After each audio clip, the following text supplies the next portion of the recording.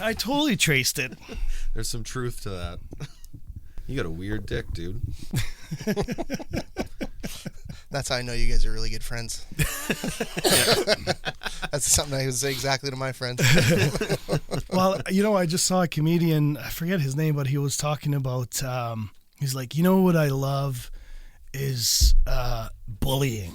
And it's like, I just saw that this morning. I'm not talking about like bullying somebody that's like, handicapped or what, or slow at something. No, bullying your best friends because you can just tell them everything straight up. That's how you keep everybody in check.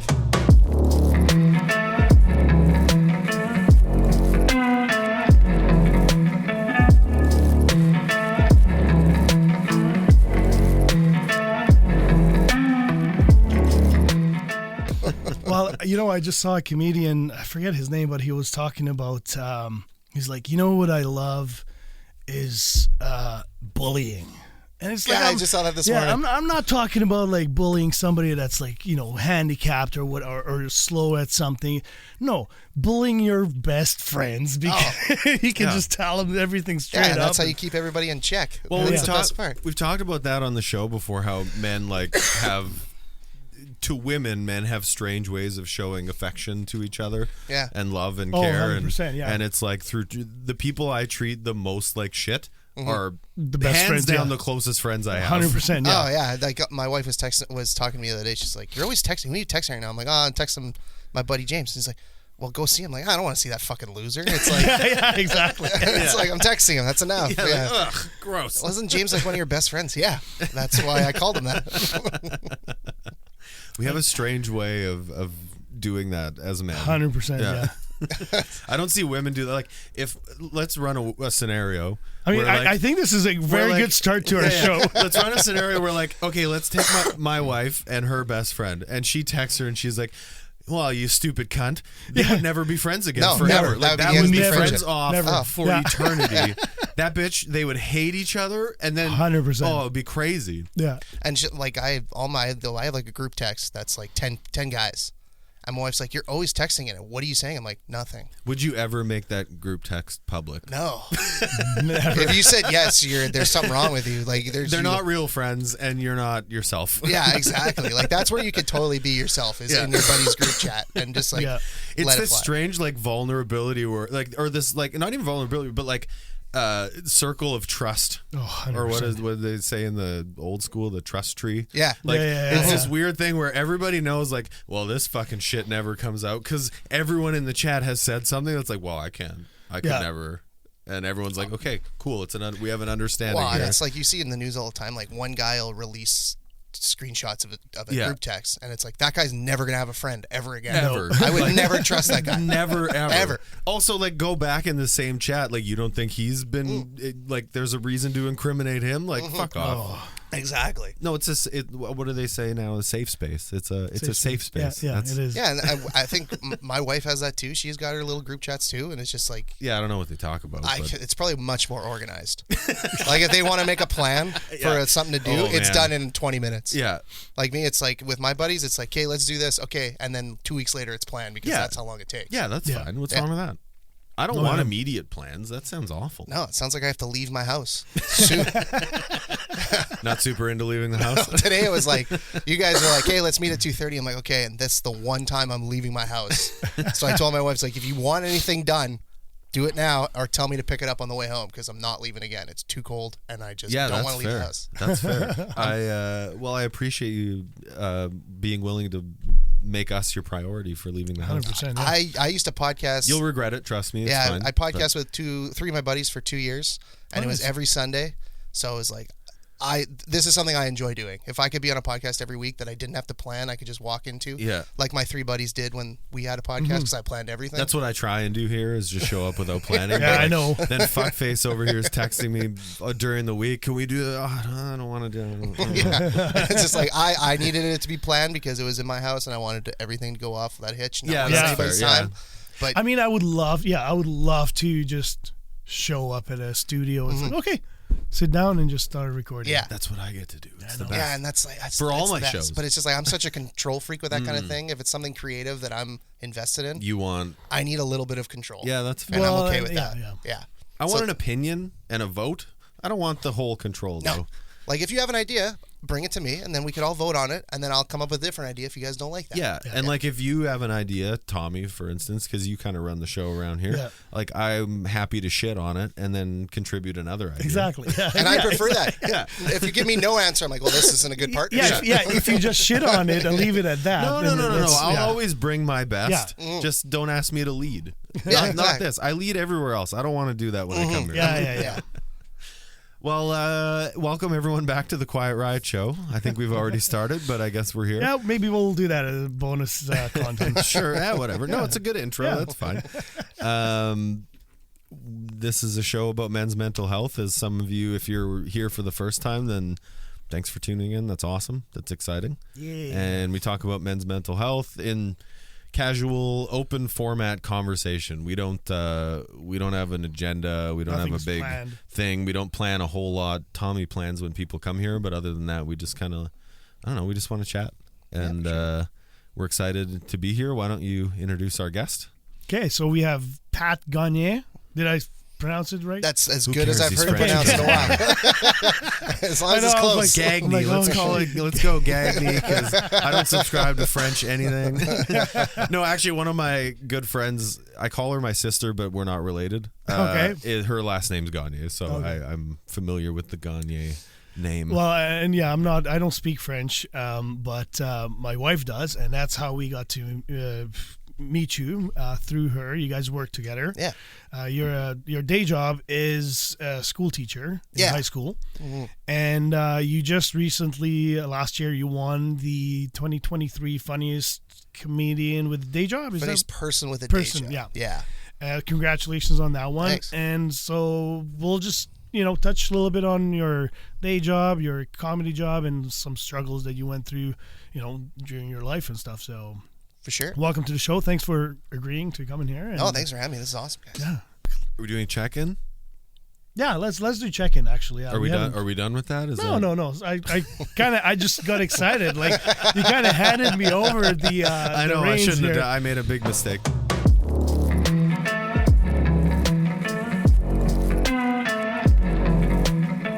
We do some. I don't know if you've listened to the show. Probably not, but that's fine. I don't even listen to it either.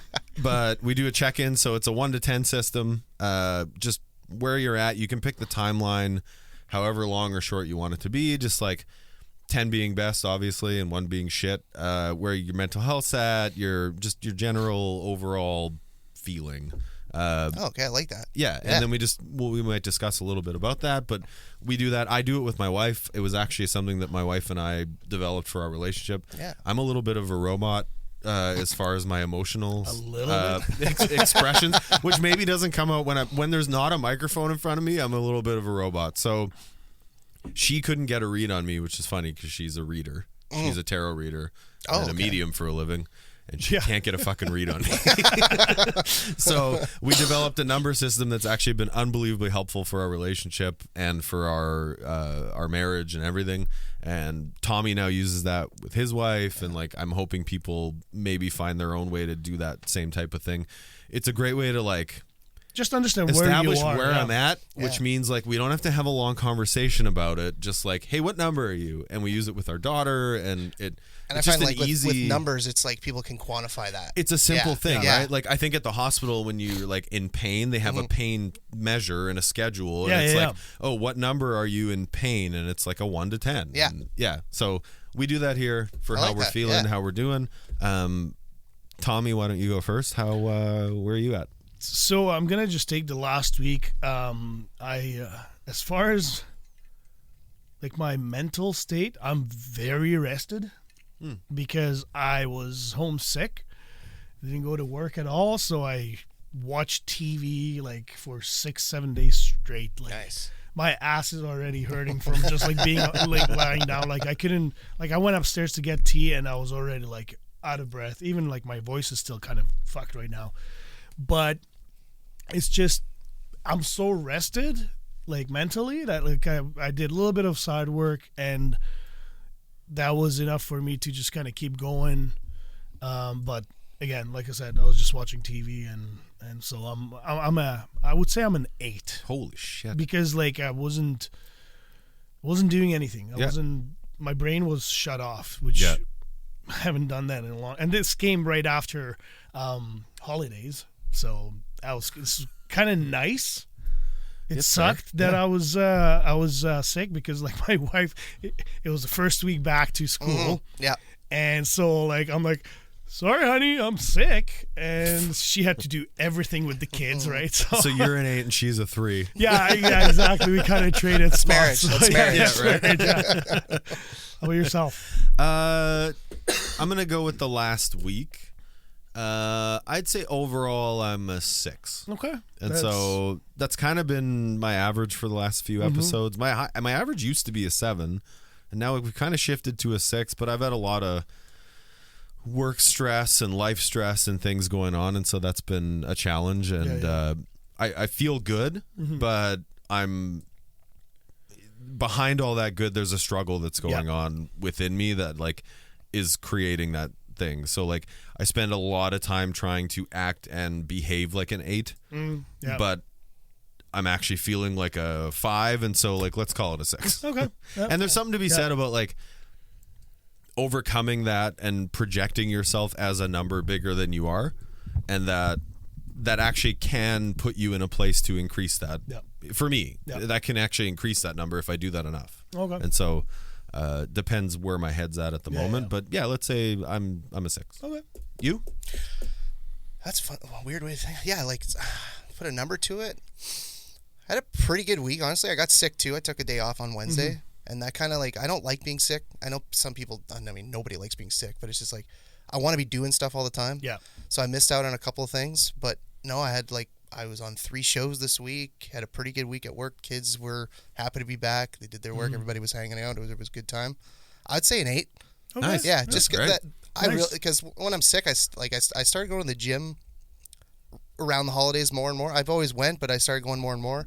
And when I got sick, I couldn't go anymore. Yeah. And that's like I found when I was working out, my mood was higher, energy levels were higher. 100%. Yeah, so that's why I would say an 8. 8's pretty good. I'm usually lately last year or two, and 8's probably my baseline. So that's pretty good. Oh, That's wow. really Okay, good. That's good. That's great to hear, man. Yeah. Awesome. Do you want to talk about the shows you were on this week? Do you want to plug? You want to? Yeah. I mean, You can do whatever you want.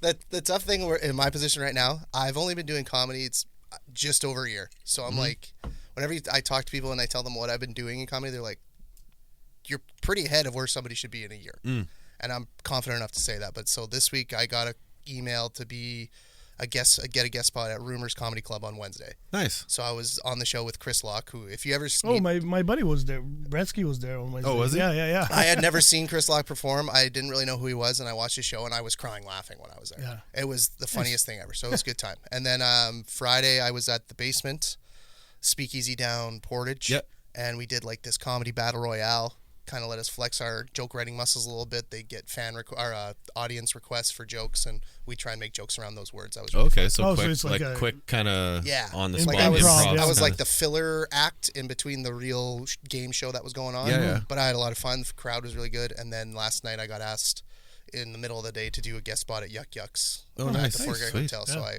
did another 5-7 minute. Good for you. That's great. A good buddy of mine was just on Roast Battle Canada. And, okay. What's his name? Jordan Wellwood.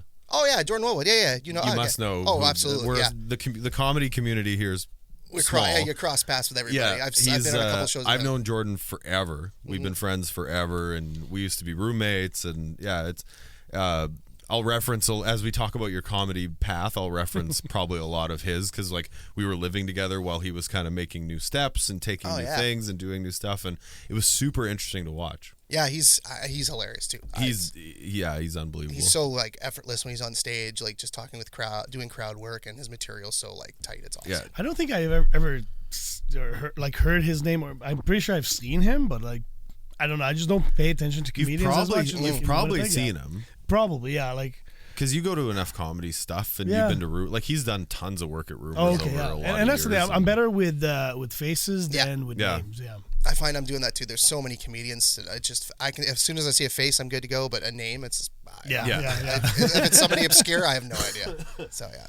So we touched a little bit during the check-in and things like that about like what you do, who you are. So you're a high school teacher? Yeah. Okay. I got so many questions about that too. Go for it. I'm open book with that. So let's break out your career path. Let's talk about that a little bit. So you're a high school teacher. What grades? This year I'm teaching grade 9, 10, a little bit 11. Okay. Yeah. Oh shit. Okay. What's your? Do you have like a subject? How do I explain and it? how did you end up there? So I have a bachelor's degree. I have a history degree, minor in geography. But I explain to everybody when they ask what I teach, I'm basically the school garbage disposal. Like I started at my school. This is my 8th year there. And when I first got there, I taught 7 math and science. None of that in my background. But you're a teacher, you just make it work. Yeah. And as the years have went on, it was my ultimate goal was to get to high school, teach high school. So to get into high school, I had to teach every class nobody wanted to teach. Yeah. They need someone to be in charge pay of your dues kind of thing. Yeah. make the yearbook. Sure, I can do that. I teach a graphic design course. I teach a digital filmmaking course. I teach photography, everything. I even have like a French film studies class in grade 9. Basically, any subject that's like an option that a kid would just throw into their schedule, I'm that guy. Okay. Yeah, and that's something that like I didn't think I would want to do for very long, but it's something different every day. Kids are creative. They ask you questions. Just a lot of like figuring it out as we go, and I like doing that. I'm a creative. I've found out in the last few years that I'm a really creative person, and if I'm bored, I'm miserable. So I need every year to feel different, and that's what I have so far. So Okay, well that's good. Yeah. So it's like feeding it's actually feeding a set of things that complement your desires and skills. Yeah, absolutely. And it helps that there's lots of work periods involved, so I can kind of do little side projects in my school while I'm teaching. Yeah, okay. And even if it's like a Friday and I know I have a show, hey, maybe write some stuff down, plan out my set, and just kind of I have some time for me, so it worked good for me. Oh, that's good. Yeah, you know, that actually always blew my mind. I remember with my wife, like when she finished university, and it's like, okay, these are your majors, but like you got into the school and you're not teaching anything at all that you've studied. I have a real passion for history. I've never touched a history course ever. Is that right? still like, does that still become a goal, or is that just like, well, fuck it, I did the thing, I like it, and maybe someday I'll get to teach that? The courses I took in university was like the history of the People's Republic of China. Also, kids fucking hate. Like, Yeah. I remember being in high school. And it's Canadian history in grade 10, which maybe I'm aging myself because maybe you don't have to take that anymore, but like you do. I slept through a lot of it, and like but the thing is, now that I'm older, I fucking love history. Yeah, that's what I'm I mean, like, oh right? shit, is this like a thing that happens you only start to give a shit when you get older, or what? Oh yeah, 100%. It's like you become a history buff. No matter you hit a breaking point when you're like, I say 30. Yeah. Am I going to be a history buff or not? And there's no in between. And that's what it is. Yeah, I have 2 of my buddies. Anytime there's a World War II documentary that comes out, they're watching it. World War II is, to me, has been fascinating for a lot of years. I've always been interested in that. Canadian history didn't excite me at all, actually. No, it and was you know just what? Like, I don't really care what Those weren't the happened courses here. at university that excited me. It was like all these international histories, like history of South Africa. I took a whole class on that. Oh, that was shit. super cool. That would be. Yeah, that would be unbelievable. Then it's like, hey, do you want to teach Canadian history? No. I find it interesting, but no kid does. Yeah. Maybe 3 or 4 do. So that makes your job way harder. If I can do this. Like, I don't know, like, is that the whole year that you have to teach Canadian history? It's a semester. Well, I mean, You would teach it for a whole year. Yeah, if you teach in first semester, you take it for a semester. Yeah, and then you reteach it in the second semester. So it's just repetitive for me. So but like for kids, you know, like if it was maybe for a month or so. No, it's it's okay. a But yeah, if semester. you have to do a full semester, I can see it being like. It can be. But it's funny because like it's our fucking country. Like we should actually give a shit. Oh, for sure. But like I gave a shit about everything else. Like what else is happening in the world? Tell me about a different place. Yeah. Tell me about a different thing that happened. And then we just ignore all the problems we have here. And then we do all these like World War II, because World War II was such a significant event in not our generation, but like our lifetime. Yeah. Or our whatever, you know what I mean?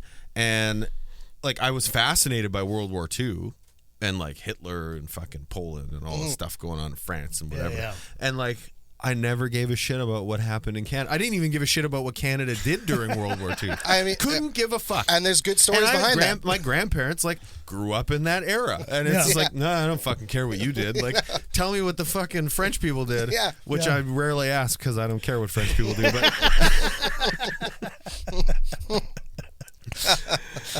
Oh, okay. yeah. Anyways, So you got into teaching, and then like how do you go from being a teacher to comedy? Ooh, that's a longer story. So like I said, I grew up like with like crippling anxiety. Like I think from grade 2 and 3, I think I missed half the days of school. Okay, so how old, can I ask how old you are? I'm 33. Okay. Yeah. So you struggled with something that was really not, I would assume was not in any big way diagnosed at that age? I was lucky enough to have really good parents who were like, they wanted to know what was going on. Okay, because we've had other people on here that were just like, well, they just didn't know. Was it Scotty? Scotty had ADHD, and like when he was a kid, they're just like, yeah, he doesn't look me in the face, he doesn't pay attention. Yeah, like fucking, he should try harder. And for me, it was like they knew something was up. Like I use the word nervous all the time. Yep. And my mom was like, okay, he's nervous all the time, and it was a lot of suck it up. It was like a gentle suck it up. It was like, okay, you feel good enough to go to school today? Let's try. If it doesn't work out, come home, and then we'll try again tomorrow. Every day was a new start. Okay. So that was like kind of an interesting way about it that they went. And then my mom refused to put me on any type of medication. She didn't want. We went and saw doctors, and that was one thing. Like maybe try him on this, maybe try him on that. She didn't want to do it. She had like really creative mom ways of trying to get me out the door. Yeah. Like I was raised off 2 ibuprofen and a can of Coke before I would go to school because that would help headaches. Because that was that's how it. She's like, if you do that, it'll open the blood vessels. It'll give you some energy, and you'll be ready for the day. And here I am, 10 years old, chugging a can of Coke before going to school. But okay, but like what? Okay, but it could have been that or popping to whatever it was at the time. Yeah, and it was like meshed together. Like she ended up going to the dollar store and she found these like worry rocks with like a thumbprint on a rock. Okay. And you put it in your pocket, and then you would rub the rock if you felt nervous. It was like the younger years fidget spinner. Exactly. 100% is what it was. Interesting. That's really okay. And I still have it to this day, and I put it in my pocket before I go to any comedy show. It's like a lucky charm, kind of just keeps me at ease. I don't rub it anymore because it would look weird if a grown man's in his pocket rubbing something. So I just or sexy. We could go either it depends on the person. Depends on the person. Let's not assume weird. Yeah. So I was just it was a struggle growing up, but the one thing I always knew actually, you should really open one night like that. Just stand there and just. I have. Oh yeah. I have. That was when I first started. I was like, that's the one thing I know is a joke that's funny. Yeah. And I just did, and like you can lean in with that. And it was my wife's idea. Anything I do on stage gets the okay from my wife, and she's like, that's the best thing you have. You're 2 months in. That's the best thing you have. You should do that every time you go.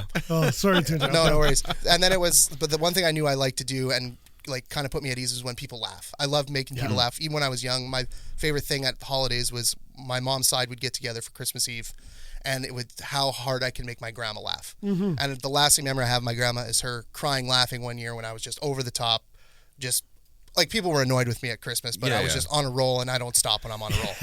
And my mame was just losing her shit the whole time. So I was like, I have to keep going. Yeah. And then when I was 12, you just need one person, right? Yeah. As long as one person laughing, I'm good. Yeah. Then someone thinks you're funny. Well, then you've made a connection. Yeah. You've done something. Exactly. Yeah. And then when I was 12, I remember having a sleepover with my friend Jeremy Shabelo. I'll never forget it and then we were watching all night. We watched and rewatched the movie Joe Dirt like 25 times. That's awesome. And then it was like 6 a.m, and we were like, let's take a break from Joe Dirt. And we ended up throwing on Robin Williams live on Broadway. Oh, that's great. Yeah. And that's I will never forget how he explained golf. That's the best bit in my head. Yeah. That ended up being one of his iconic bits. And that's for his stand-up. I remember watching that and go, I have to try that in some way in my life. And then it was just stuff gets in the way, when you're younger, and it's just like, where do you even start comedy? And what do I even have to talk about when I'm like 18? I have not a problem in the world. I'm not interesting. Yeah. I'm not doing anything interesting. Yeah. And then it was right before the pandemic. I got engaged, and I ended up telling my now wife, I was like, I need to try stand-up comedy once before I die.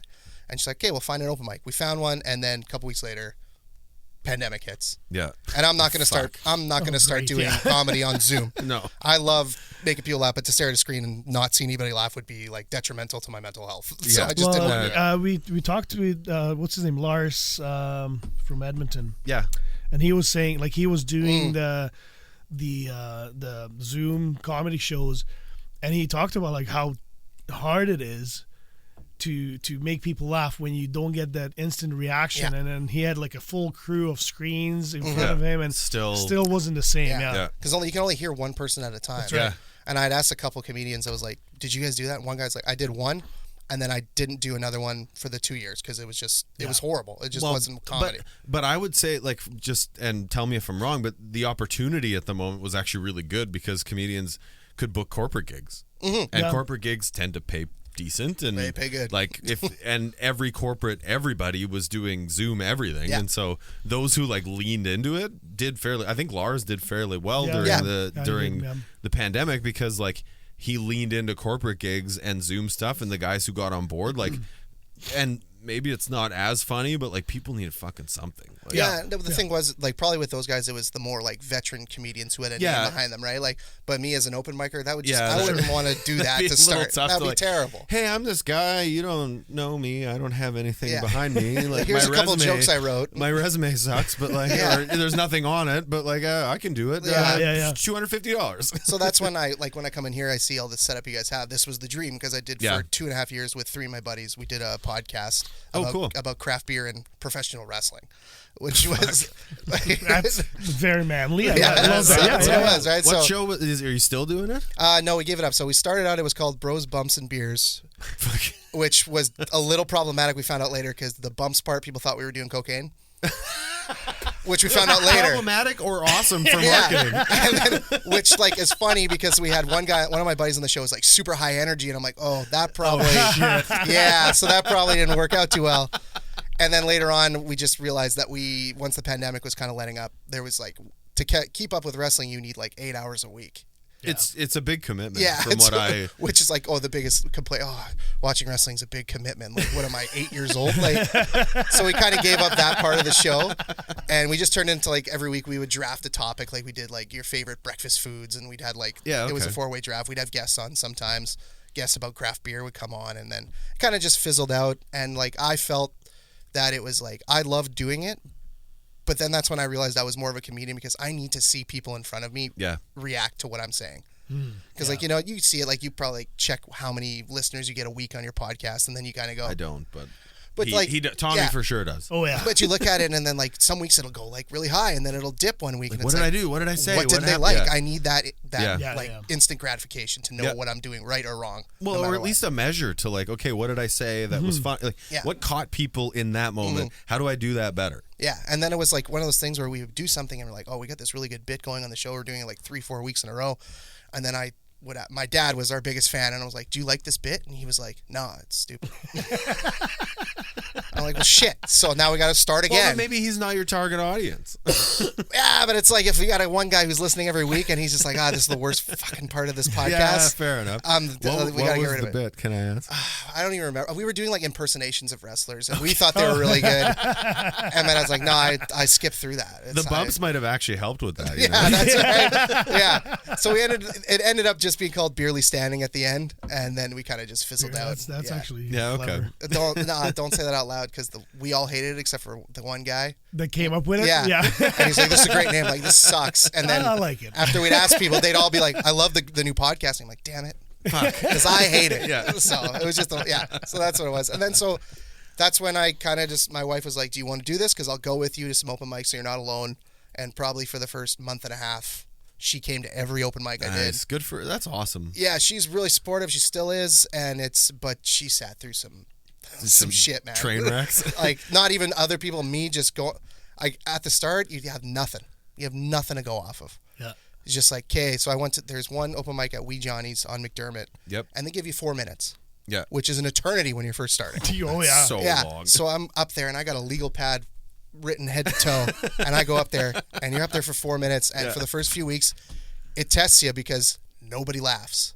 And you don't even get like a sympathetic laugh. No, fuck no. Yeah, and then you're like, shit, am I even supposed to be doing this? Yeah. Am I in over my head? Yeah. And then he talks to some other comedians like, this is how everybody is. Yeah. Even if you think you're the funniest person in the room, everybody And maybe bombs. you are. Yeah. But nobody knows who the fuck you are. Nobody's heard your jokes before. There's something, because guys will run material over and over. Like, you go to enough if you go to the open mic nights, you'll see actually jokes take form and refine and become better. And like, you also get more familiar with the subject matter and the joke, and then it doesn't take, then you kind of get it, and then you laugh the third time you heard it, because A, you're refining it, and B, like, you've now been prepared for it. Yeah. And it was because shortly after I started, my wife and I went on a late honeymoon, and we ended up going to L.A.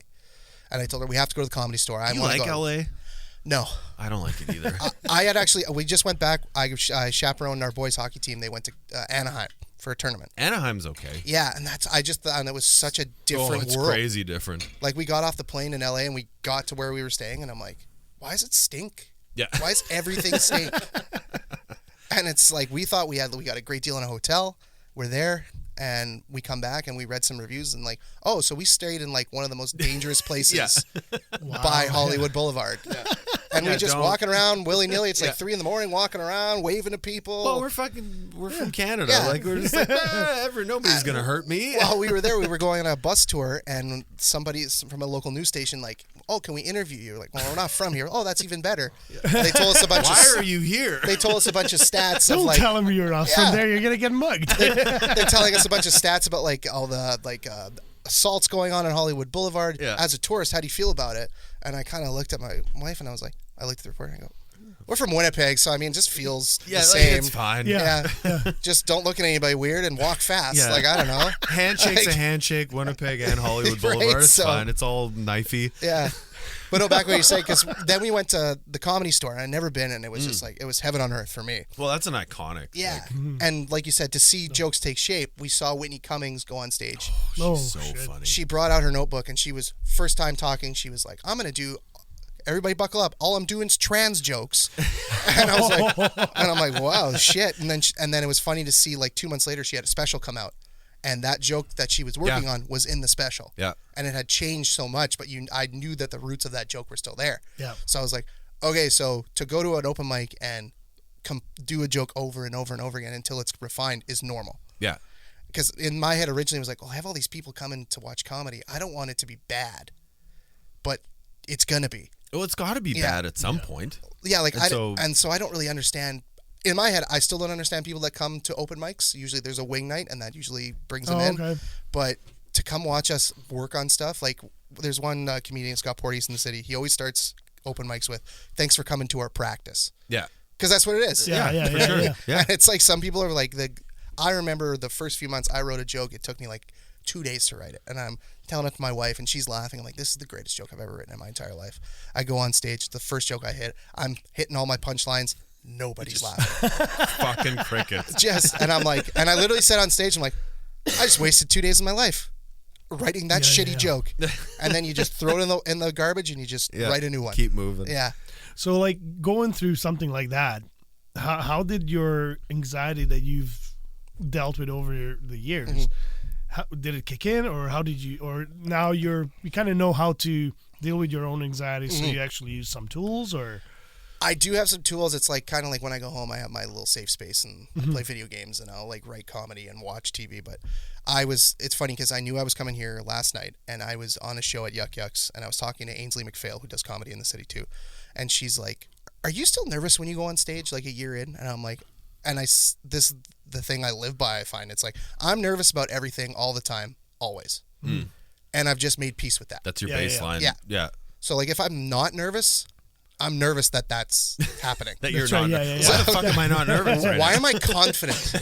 I should never feel confident. Now, do you find that you've found a way through that, what could be detrimental to your life, and actually turned it into something? You've obviously turned it into a great life for yourself. Never mind your comedy career or budding comedy, whatever the fuck you want to call it. Yeah. You're teaching. You're around kids, you're teaching kids, you're responsible for them, you're telling jokes on stage, you're presenting yourself and bearing yourself in front of these people. Yeah. Have you developed a toolkit over the years to sort of manage yourself through that? Not only manage, but, like, succeed through that. Like, you've thrived, you're obviously thriving in that scenario. How the fuck did you do that from where you were? Is it still a can of Coke and 2 ibuprofen a day? Or Some days it is. It's a bump of Coke and 2 ibuprofen. Depending on the night. No, and I always go back to, like, I'll say it a million times. I had great parents. And it was like, verbalize everything that you're feeling. Yep. Don't hold anything in. And Mom was like, "What? How are you feeling today?" And I would be like, "Mom, I'm fine. Just leave me alone." And she's like, "How are you feeling today?" And I would tell her just to get her off my case. And then but it actually produced. Yeah, and it's like now every morning I wake up and I kind of do my baseline. And if I have something that's on my mind, my wife is my sounding board immediately. And then now I've figured out that if every Friday I come home, I do what I got to do, and then I clean the entire house top to bottom. I find that so soothing in just to my soul. Therapeutic. Jeez, just to that's clean awesome. everything. My wife loves it. I'm jealous. Like my Hey, wife. you do a fair bit of cleaning around here. No, I've seen you doing Well, it. in here, yeah, like I take care I've of the seen you clean. Yeah, I mean that's part. I don't take enjoyment in it, like. You never see me clean in my house. But you love doing dishes. I like listening to Backstreet Boys, if that's what you're talking about. Well, I mean, clearly, I have a if thing you're at home. If Backstreet Boys is on, I'm doing the dishes. I love that. And Okay. my daughter has now learned the words to a bunch of Backstreet Boys songs, and my wife, because we had a broken dishwasher for about 2 months. Yeah. And so for 2 months I was like, okay, I'll do the dishes. I'm the dishes guy. This is my job. But I would put on Backstreet Boys, and then I finally fucking Pavlov dogs myself to where if I hear the Backstreet gotta Boys, get up and do I dishes. feel Oh, like yeah. doing dishes. Oh shit! You should have Backfired. seen. Like if I'm hanging out here and like all of a sudden Backstreet Boys on, I'll just start thinking about fucking dishes. Oh yeah, the other day, a couple months ago, you almost walked to the sink actually and started doing dishes. Yeah. That was so funny. I was just I like, fucking trained myself. I conditioned So myself. you just invite him over and have it. I was like, and then you point to the sink. You wouldn't even have to point. You just like start salivating, Yeah. going, you got to do some dishes. It was no, fucking. but yeah, you said that you actually like it feels soothing for you to do that. Yeah, whereas, like- I fucking hate Oh, it. and Yeah. now I feel like I'm just sick because like we went to the home renovation show yesterday too, Oh shit! and they had this like steamer, like vacuum steamer. Oh, yeah. I had And I one just, of those. my wife found me and I was just watching the demonstration. She's like, "You're gonna buy that, aren't you?" I'm like, "I'm gonna wait for the price." And then I heard the price. I'm like, I was gonna buy it anyway. I'm just gonna buy it. So you the did? price didn't Yeah. actually. Oh, matter. 100% I bought it. And then Dude, steaming shit is so rewarding. it's the best. Because there's fucking visual. Yeah. Yeah. Vacuum's cool. That's fine. I like using the Dyson thing, and Yeah. it's fine. But like a fucking steamer, you gotta. I don't know. The first time I used like Feels like an extension of my dick. Like, I mean, what does that count? Yeah, all right. because you have like the handheld gun too that you can go right in the grout. Oh, yeah. And like I was like a little kid. I'm like, Rayanne, come see this, and I'm showing her, and she's like, okay, I don't give a shit. So how much was it, if you don't mind me asking? Well, it was originally $400 online, Of course, yeah. so I got the deal. Yeah. It was $280. Okay, that's, Which yeah, wasn't that's- horrible no, that's- for something that I'm going to use every Friday. See, we Fuck, had your this- house must yeah. be so goddamn clean. You'd think so, but it's not. It must be so clean sometimes. Like Friday to Monday. Yeah, okay. But we have a dog who sheds everywhere. Oh, yeah. Well, Yeah, So yeah. it's- That's a disaster. But that's shedding. That's not dirt. No, but it's visually See, I it's have there. kids. Yeah, no, I It's understand. like shedding.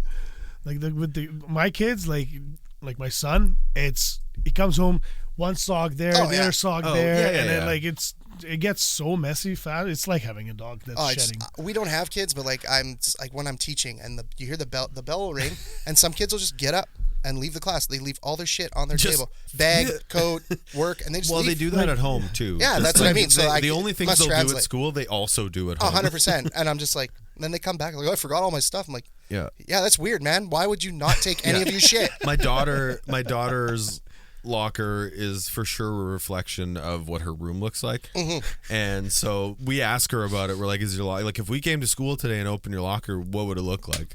Mm-hmm. She's like, it's fine. I'm like, no. I can see your room Yeah. right now. There's It's no fine. fucking way Yeah. it's fine. No way. Also, fine is never good. No, you never want to hear anybody in your How you life say doing? fine. I'm fine. Oh, shit. But see, my son actually, he came home one day. This was last year or 2 years ago, in the winter, without a jacket. Where's your jacket? I don't know. I love that. I love that. Yeah. Well, he sees it all the time. Yeah. They'll come in. Did you see my one AirPod? No. Why would I have seen your one AirPod? I think I left it in here. I don't teach you. Why would it be in here? You're not even in my class. Like, I don't even know who you are. I ate lunch here. I'm like, okay, I still don't know who you are. Hey, Tommy, among all the episodes we've recorded, there's one common theme, and that's getting therapy. We've talked about it lots. Many, many times. You Yep, had a yep. really tough time making that first phone call. I had a tough time making that first phone call. I didn't even know if the person I was going to see was the right person, but you got to just try. Thank goodness we have a sponsor that makes it way easier now.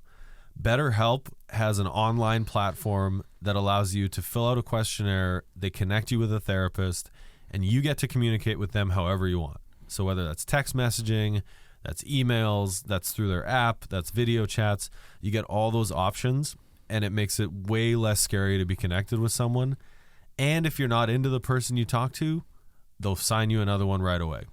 I've gotten assigned mine already, and I can't wait to use it. Like, by the time you hear this, I will have had my first session, and I'm super pumped to talk about it on the show. Yeah, I'm very excited about it, and like it's very easy to sign up. It took us maybe 5 minutes to sign up, and you answer just simple questions, and next thing you know, you got a message that you will be paired up with a therapist, and within the same day, we got the therapist already, and the name and a message from them, and we were able to communicate with them. So it's extremely easy. So please go to BetterHelp.com. Yeah, that's the thing. BetterHelp.com/Quiet Riot Show, and you get to also enjoy 10% off for your first month if you sign up using this link. So again, right here, I'm going to be doing it from here. Yeah, it's BetterHelp. Am I screwing it up? .com/Quiet Riot Show. Yeah, sign up today, and you're not going to regret it, because I'm already enjoying it. Just the fact that we connected with a therapist. Me too, man. Thank you to BetterHelp for supporting this podcast.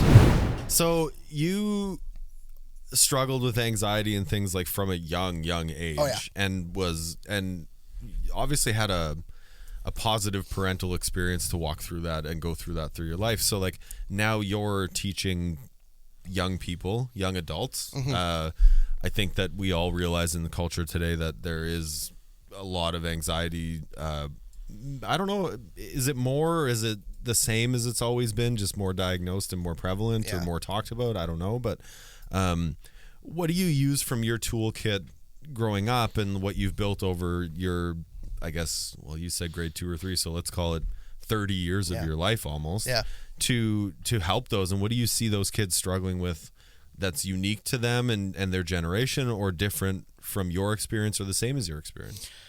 Well, for me, it's what I see in kids now. It's like, it's a lot of, this is bothering me, I'm going to shut down for X amount of days. Instead of like when I was growing up, it was like, okay, today sucked, let's see if tomorrow doesn't suck. So I feel like I'm not as nice to kids with some of them dealing with anxiety. Yeah, okay. Just because when I was growing up, it was like every day was a new day, and them it's like they shut down for weeks, and then I don't see them, and then I'm like, if you don't show up for a few weeks, it's piling on what you're gonna have to do when you get back, and that's gonna cause more anxiety. So just, you got to find a way to get here, even if it's for a couple hours, and then go home and then recharge and come back. But just like, there's so many kids that just, there's immediate shutdown, and I have trouble seeing that in kids, just because I get frustrated, because like I went through that, and I know there's something on the other side to get to. Yeah. So it's just, it frustrates me to see kids just completely closing down. And how do you, like, because you spend a lot of time with these kids, like they're in your, never mind your class, but they're in your school for years. Like you see them for years, you see them develop or not, or you see their successes, their failures. Do you choose to share in those things with them and coach them? And like, is that part of what you feel responsible to do, or you are responsible to do through just the fact that you're in the position you're in? Yeah, I do, because I like sharing my experiences with the kids. Like they'll tell me, their biggest line is, "You just don't understand." Yeah, and it's like, which we did too. Like, but like I'm like, I do understand. I get it, and let me help you. And there's so much blocking of, they don't want your help because they really don't think you know where they're coming from. Is it just that young person adult dynamic difference? Like sometimes, yeah, another time I think it's mostly that. I think they just like, oh, it's different now. You don't know what's going on now. And it's like, well, help me understand it, and I can help you get through that, because I do have those experiences. So it's just like, you got to gain that trust. There's a lot of gaining trust in it when you're a teacher, and I just find it's getting harder, and it's weighing on me a lot. Like on a Friday, like I'm done. Yeah, it's exhausting. Sometimes it's really exhausting. You actually care about the kids. They don't think I do, but I do. Yeah, exactly. Yeah, like we had my buddy Steve on here, who's a teacher as well, and he kind of talked about it, that he really tries to engage with the kids and like ask them how you're doing or what's the plans this weekend. And then on Monday, he will actually follow up with them because he cares. Like, and I've heard that there's some teachers that'll just show up, teach, that's it. Well, I think that's where, first of all, kids will always default to like, well, you're adults, you don't understand what I'm going through. And never mind, like, then having adult role models, because teachers end up being role models no matter what, good or bad. We spend more time with the kids than the parents do. Yeah. And so, like, then having ones that suck at being that makes it harder for the ones like yourself who actually give a shit and want to make a difference. And for me, it's like, you go to school to learn, and I know I understand that. That's the main goal. But for me, my main goal is when kids come to school, I want them to have like a fun experience that like 5 years after they graduate, they can still bring back those memories and look at it fondly. Yeah. And I just find it's getting harder with kids who don't want to be involved in a lot of things. And we also like there is teachers that just show up, teach a classes, go home. Yeah. And that's fine. That's if that's what you're cool with, but that's just not in my DNA. I want everybody to enjoy their time there because they're not there for very long. No.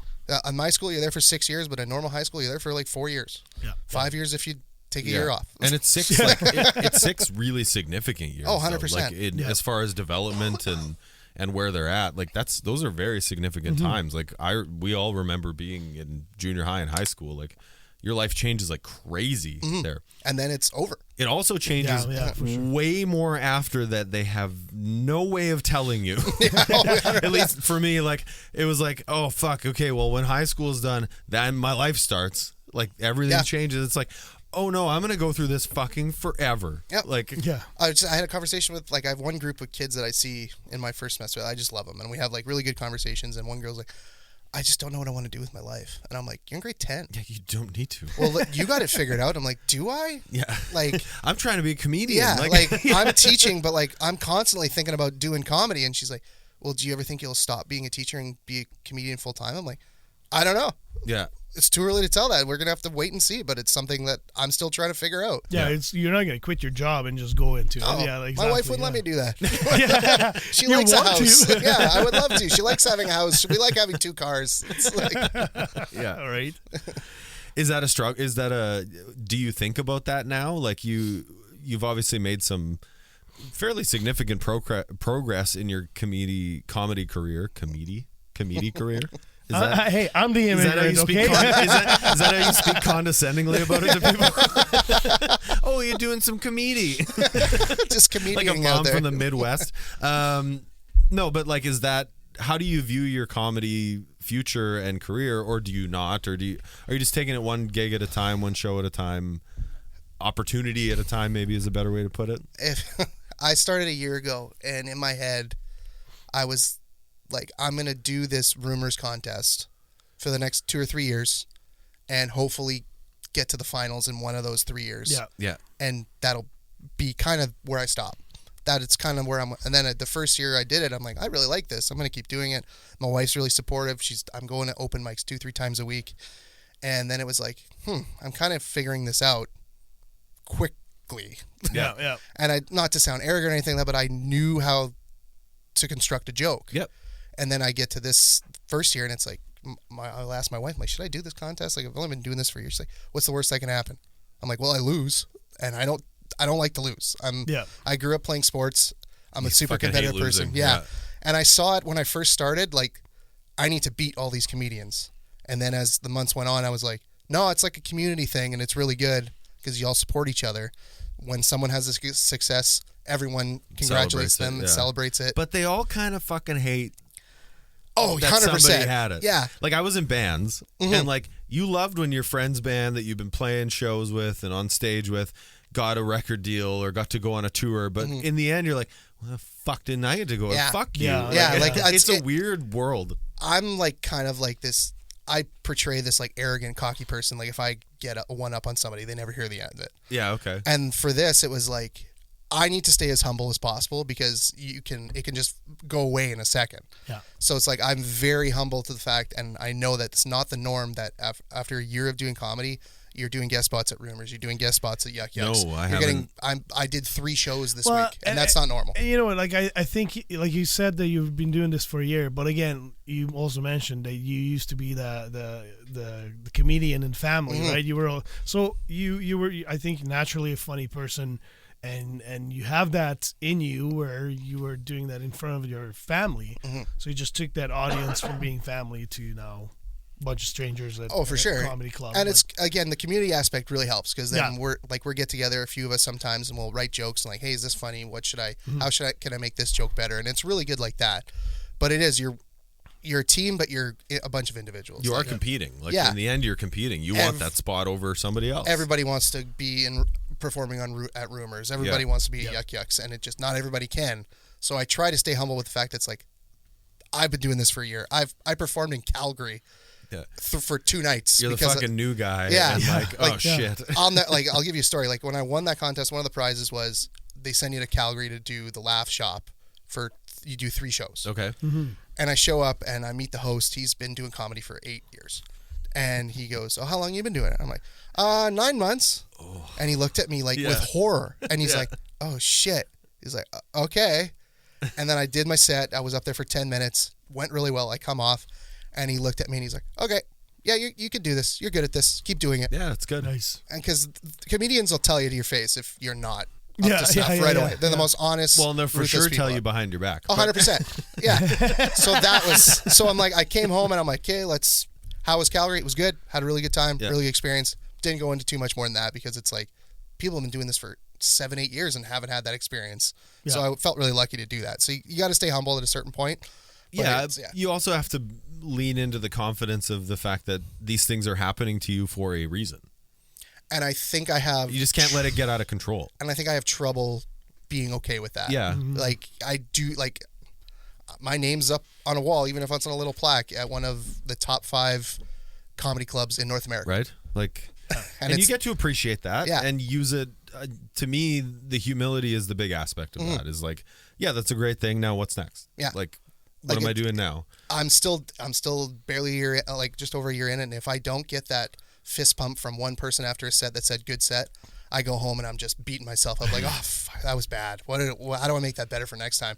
Like, even though it went well, but I didn't get that nice little fist pump from the manager or the host that told me that was a good job. Yeah. Like, I'm still like a 10-year-old kid who needs that. So your personal standards are a little bit maybe higher, where like 100%. Yeah. Like, I need that validation. Yeah. And that's good. I guess it pushes you to always go to the next level, right? Yeah, and like every time I leave for a gig, I go say goodbye to my wife and I look at her and I'm like, say it. And she's like, you're funny. And then I leave. I need to hear it once before I go. That's fair. That's good. It's like I have these because you might not fucking hear it for the rest of the night. Exactly. Like when you're up there and you're up there for 10 minutes and no one's laughing and it's crickets, you're like, just remember you're funny. Just remember you're funny. These people don't think you're funny, but other people do. Yeah. So you just got to deal with that. So, yeah. So it gives you a good, it really, I mean, it must play so much into your work life. Your work life and comedy life are probably so blended, and like inspiration on both ends, and teaches you how to do it. Half my material is about teaching. Is it? Yeah. It's just like using personal, I guess, stories, right? And I hear a story from one colleague and I'll take another one, I'll mold them together, and it turns into a joke, right? Yeah. But I have a rule that I can't make a joke about something that happened with a student or a parent for 2 years. Okay. After 2 years, I'm like, then I don't care. Are you going to push that rule? Because you've got to have some that you're counting down. I've been writing 2 jokes, like long form jokes, since I started about a parent, and I'm just waiting. I'm like, it's so good. But it's one of those jokes where I'll say it and people won't believe it because it's that ridiculous. So I'm trying to find a way to present it where it's believable, and it's really hard. It's really hard. Yeah, fair enough. What about your the kids from school? Like, did you hear? Did they see some? Because I know you're very popular on social media. Your reels are freaking hilarious. Thank you. And I just showed a couple to Tim too, and he had a good chuckle. But so obviously your kids at school can find you online and can see that you're doing this. Have you heard anything from within school, like directly from your students or like from your coworkers? Like, Like what kind of feedback are you getting? Coworkers are really supportive. Like they were the first. Like I was probably 2 months in. There was an open mic at the Franco Cultural Center. Yep. And I went to that, and 12 of them showed did. up. 12 of them showed up, really supportive. They come to my shows when they can. The kids think it's funny that I do stand-up, and they think it's funnier that they know I do stand-up. Okay. So they try and embarrass me. It's like, Yeah. I heard you did. My parents saw you at a show the other day. I'm like, did they think it was good? Yeah, they said you're really funny. I'm like, okay, that's cool. And I'll have the poster up of funniest person with a day job that I was on. Yeah. It's in my class. Like, I'm very transparent about it. Are you proud of it? Yeah. And then they'll try and follow me on Instagram. I told them, don't follow me because I'm going to block you until you graduate. Yeah. Oh, They okay, still follow yeah. me, so I'll block them. But they're like, I saw your reel, but I didn't follow you. I'm like, that's fine. Did you like it? Like it, so I get those likes. Yeah. Yeah, exactly. Yeah. Don't fucking follow me. But Yeah, I need some of that gratification, Yeah, yeah. right? Like, so yeah, it's a weird dynamic, but I think I've been pretty good at it so far. Well, I think it's such a different thing than when we were all in high school. There was no social media. Like, Yeah. there was. I didn't know what the fuck my teachers did with their off time. And then Yeah, I learned yeah, I learned really. after high school that they all go to the same local bars that I go to, and you see them getting fucking wasted every night. But like, you'd have no we used to have no clue who they were, and you had no idea. It was a mystery. Do you find that it's a benefit that they now the gap of sort of who you are as a person outside of school and who you are at school are kind of the same, and they see that and they know that? I think Does it help with your relationship building with students? yeah, because I think they see me as like a real person. Yeah, you're a human being. Yeah, like growing up, it's like you saw your teachers that found like they were just robots that would show up, turn themselves on, and teach you, and then they'd leave. And now it's like they'll come to me with their problems, and they can relate to me, and like I'll talk to them. Like if they're doing something dumb, I'll be like, "Why are you being dumb? Well, Yeah. Why you call? You just are you saying I'm dumb? I'm like, no, what you're doing is dumb. Yeah. So stop doing that. So that I'll be I'll be real with them with Yeah. that. If they get caught, if they get busted doing something, I'll be like, why would you put yourself in that kind of situation? Yeah. And they can connect with me a little bit better, and I share things about my life, not everything, but they can connect with you, and that's all kids want. Kids just want to connect with an adult that they see every day, and because we see them more than their parents, they need that on a daily basis. Yeah. Well, it's the example that's set of how they should behave or could behave or what's good or what's not good. And Yeah. like you're a big, huge part of that. And so maybe you stress about that too. I don't know, but It's nervous about everything all the time, always. but that probably is a benefit sometimes in how you interact with those kids and how you help sort of raise the next generation of us. Well, and that's the thing. It's like being anxious all the time, and I overthink everything. So I think I just analyze everything. So I don't go into anything lighthearted. So every interaction I have with a kid, with an audience, with my family, I'm thinking about everything I'm going to say. Yeah. Okay. So Yeah. it's like I find it easier to do that because that's just how I've developed as a person, and being anxious is just part of who I am now. Like right now, my foot is just shaking. I'm like, did I say something stupid? I'm gonna go home and think about this for 2 days. For 2 days, and for someone who used to podcast and put out 2 episodes a week, Yeah. I'd freak out anytime we'd made a joke. I'm like, who's gonna be offended by that? Yeah. Yeah. And eventually I just like, if they're offended, they're just offended. That's just the way it goes. You just have to let it go. Yeah. But that can't be an easy process to go through with the way you're wired. No. Yeah. So you got to find some coping mechanisms, and I found them as you got older. So What are your best coping mechanisms? I'm a teacher. I'll just say it. I do smoke weed. Yeah, no, that's great. It relaxes me. Yeah. It lets me dial in. That's part one of my process of writing a joke. Is anything that I find funny in that state of mind, I'll write it down, and then the next day I'll come at it and I'll look at it from a different perspective and go from there. And I'll do the cleaning. I love taking my dogs for a walk, throwing a podcast, and just anything where I can just be alone and think about my thoughts. Yeah. Like that's such a weird thing to say. That's what keeps me level. If I don't have that, I get really agitated, and my wife knows immediately that I need to go do something that's Yeah. out of the if I'm writing a joke and it's just not working, she'll be like, put it away, go for a walk, come back, and then figure it out. Reset from yourself. there. Yeah. Sounds like your wife knows you really well, which is awesome. She Because mine knows me super well. yeah, too. like I said, any joke that I write, doesn't go on stage unless she laughs at it. I've tried. If I tell her a joke and she doesn't laugh, and I'm like, oh, you just don't get it. I go on stage and I do it. No one laughs. I'm like, okay, no one gets it. And then she's like, no, it's just it's just a shitty joke. I was really high, and that was really funny when I was high. But. Yeah, that's what I mean, right? So it's she never steers me wrong. She'll always have an opinion, even if I don't want it or not. And it's exactly what I need to hear. Honest opinion. Yeah, right? it's a great partnership. And I joke with her all the time. It's like, when I become rich and famous off comedy, you never have to worry about me cheating on you with a celebrity or nothing, because if you're gone, my career is gone. Because then I don't know what's funny anymore, and you do, so I'd be screwed. And then just bombing. Yeah, just bombing on the highest level in front of hundreds of people, and I'll be like, what's different? Oh yeah, that joke I wrote, my wife didn't think it was funny, because I don't know if she thinks it's funny anymore. So. That's funny. Do you actually use your wife in your jokes and your family members in your jokes? I have one joke right now that I tell about my wife that was one of the first 3 jokes I've ever written. Okay. And I've refined it to a point where it kills every time I tell it. But it doesn't sound real. And we have moments at home where she'll say things to me and I'm laughing my ass off and I'm like, that's a joke. And she'll look at me, she's like, no one's going to believe that anybody said that to you. I'll be sitting there, she'll be watching Below Deck Med because it's one of her favorite shows. Yeah. And I'll sit down next to her. And she'll look at me and she'll go, can you stop? And I'll be like, stop what? She's like, breathing. Loud breather? No, I'll just be sitting there. It's like, you need to not be around me. Yeah. This is my wife. And I'm like, yeah, right? And then she'll just say it. And I'm like, that's a joke. There's a joke there somewhere. There's something in And she's like, no one's going to believe I said that. Like even the one joke I have about her, no one believe I said it. So.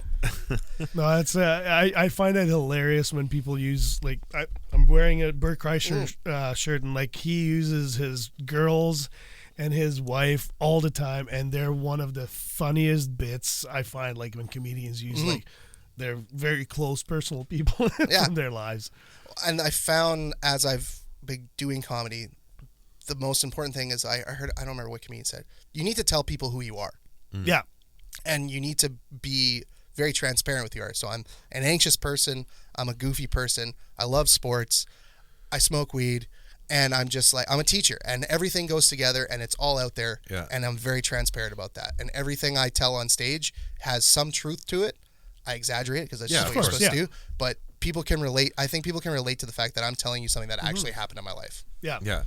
Which is kind of the thing with like funniest person with a day job is like that's what it is. It's just like we're all just fucking people, and I just have a funny way of telling it. Everyone goes through these situations, but not everyone views them as an opportunity to like bend and mold into this thing that makes everybody laugh and connect. That contest was the craziest thing I've ever been a part of. There was people that did stand up for the first time during that competition. Holy fuck. And just in front of like, because you sell tickets, it's sold out. There's like 200 people in that room, and they're just bombing, and they're just telling jokes, and they're just not funny. Yeah. And they're like, and the one guy's like, I do this every year. This is the only time I do stand up. I'm like, how many times have you done this? Twice. I'm like, holy shit. I'd be terrified. Yeah. Even you could be the funniest person in the world. Put me in front of 200 people with no jokes written out.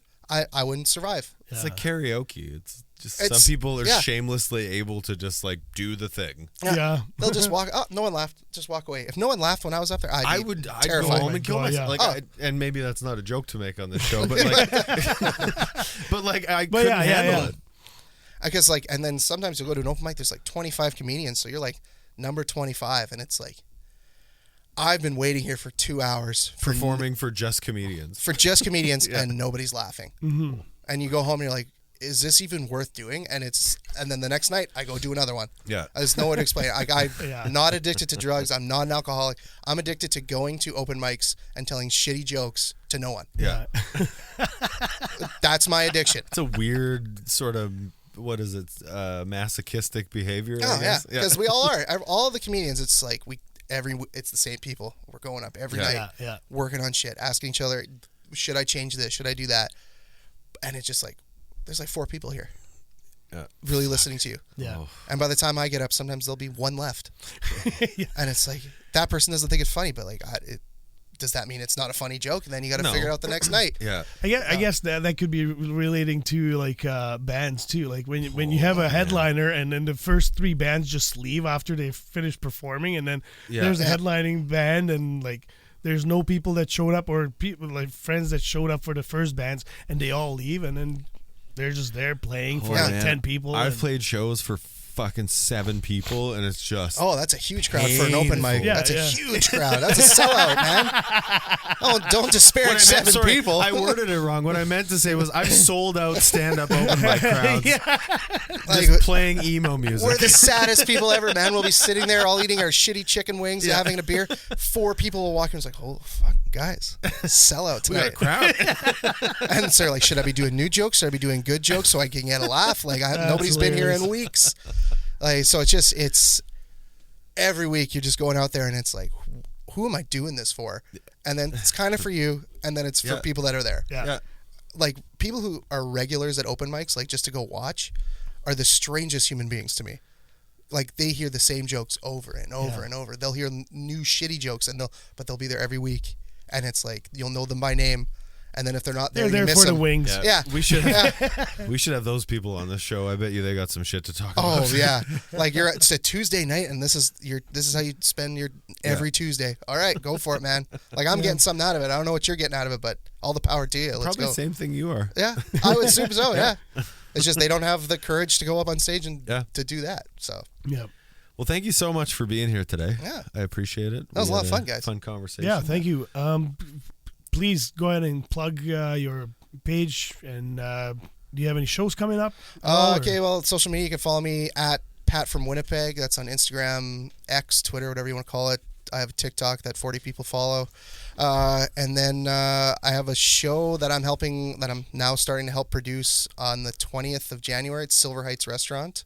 It's a late start, 10 p.m., but that's just how comedy goes. Oh, I love Silver Heights. It's great ribs. Yeah. It's the best right? ribs. That's the rib place. Yeah. Yeah. And no, I'll just, because I've only been doing it for about a year, I'll pop up here and there. If you see me, come say hi. I'm always up to talk to fans or people who tell me I suck. I've had that before too. That's always fun. Great. But no, it's a good gig. So yeah, come out, support local comedy. We got some funny people in the city. Awesome. We have a little guest for you, or present for you. We have a guest for him. We brought another guest. Yeah, we have a surprise guest yeah. as a treat for you. Yeah, we have our own show mugs, and beautiful. we give these to all our guests. Love it. So thank you very much for joining us Yeah, thanks here a lot, today guys. and telling your story. And for the listeners, thank you very much for tuning in again, and follow us on our Instagram page, Quiet Riot Show. And if you have a question for us or have a topic maybe you want to suggest, shoot us an email at quietriot@gmail.com. Other than that, Good enough. yeah, good enough. Yeah. Thanks again, Signing buddy. off. Appreciate you thanks. being here. Yeah, thanks a lot, guys. All Quiet Riot Show episodes have been recorded and produced by SuverMedia. If you think you have an idea for a podcast but don't have the space or proper equipment, please visit SuverMedia.com for more information. We hope you enjoyed this episode, and if you did, please hit the follow button and leave us a review if the platform you are listening on allows you to do so.